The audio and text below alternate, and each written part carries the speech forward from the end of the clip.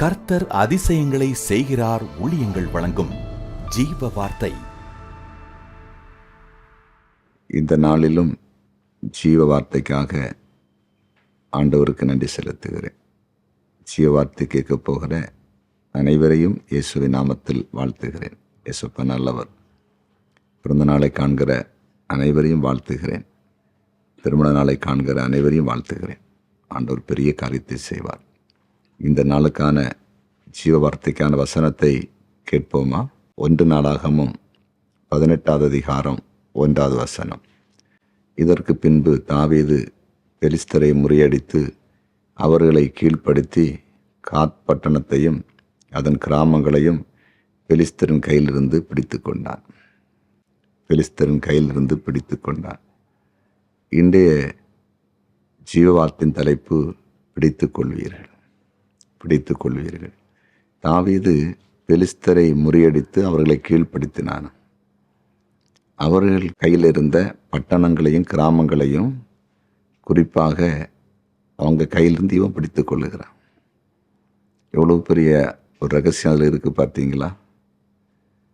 இந்த உலகத்தில் நம்ம வாழும்போது எதிரிகளை முறியடிக்கும் போது தான், குறிப்பாக சத்துருவை முறியடிக்கும் போது தான் சத்துரு கையில் இருக்கிற பட்டணங்களும் கிராமங்களும் கர்த்தருடைய பிள்ளைகளாகிய நம்முடைய கையில் வருது. இன்றைக்கி ஆண்டவர் உங்களோடு கூட பேசி கொண்டிருக்கிறார். நீங்கள் அற்புதங்களை பார்க்க போகிறீங்க. என்ன அற்புதத்தை பார்க்க போகிறீங்க? பட்டணங்களையும் கிராமங்களையும் பிடித்து கொள்ள போகிறீங்க. அதுக்கு முன்னால் என்ன செய்ய போகிறீங்கன்னா, பட்டணங்களையும் கிராமங்களையும் சத்துரு கையில் வைத்திருக்கிறான்.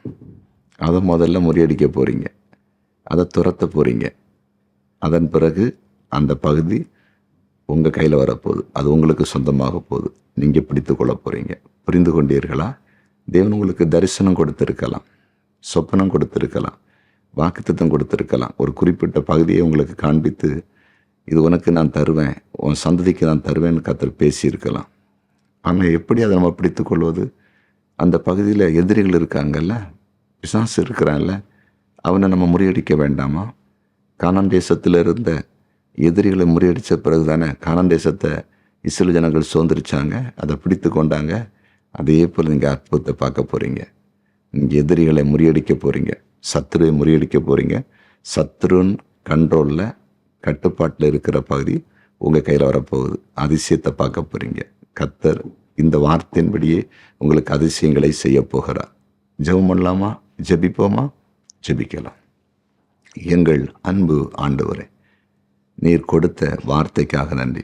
எப்படி தாவீது அன்றைக்கு ஆண்டவரை பெலிஸ்தர்களை முறியடித்து பெலிஸ்தருடைய கையில் இருந்த பட்டணங்களை தனக்கு சொந்தமாக்கி கொண்டானோ, தான் பிடித்து கொண்டானோ, அதே போல இன்றைக்கு ஜீவார்த்தை கேட்குற ஒவ்வொருடைய வாழ்க்கையிலும் இவர்களுக்கு நீர் கொடுக்க போகிற இடத்தை சத்துரு வைத்திருக்கிறான். அதை துரத்தி அந்த இடத்தை இவர்கள் பிடித்து கொள்ள சுதந்திரிக்க நீர் கிருபை செய்யும்.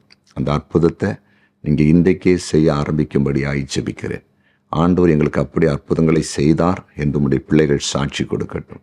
குறிப்பாய் நோயாளிகளுக்காய் ஜெபிக்கிறேன். நம்முடைய சுகமளிக்கிற வல்லமை இறங்கட்டும். வழக்குகள் சிக்கியிருக்கிற மக்களுக்கு விடுதலை தாரும். தற்கொலை எண்ணங்கள் விலகி போகட்டும். கடன் பிரச்சனை இயேசுவின் நாமத்தில் விலகட்டும்.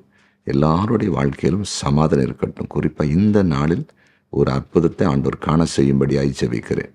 நீர் அப்படி செய்கிறீர், அதற்காய் நன்றி. இயேசுவின் நாமத்தில் பிதாவே, ஆமென், ஆமென்.